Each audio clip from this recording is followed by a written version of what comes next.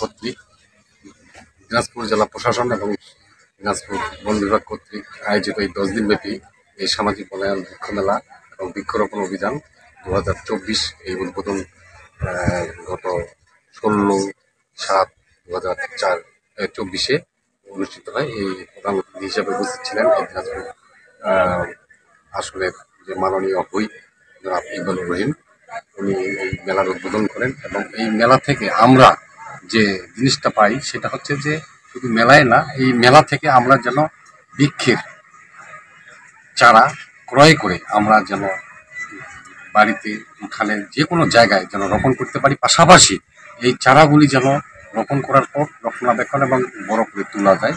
তাহলেই এই দিনাজপুর জেলার যে আমাদের যে বন বিভাগের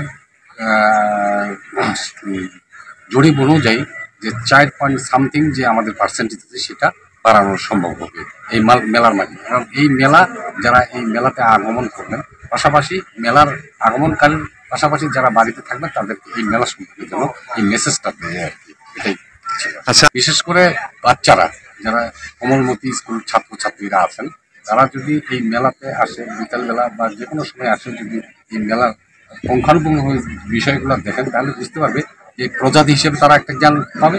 পাশাপাশি এই প্রজাতিগুলা কি কি কাজে লাগে এবং কোন গাছ কোথায় লাগালে ভালো হবে সেই বিষয়ে ধারণাগুলা এই মেলায় আসলে তারা জ্ঞান লাভ করতে পারবে।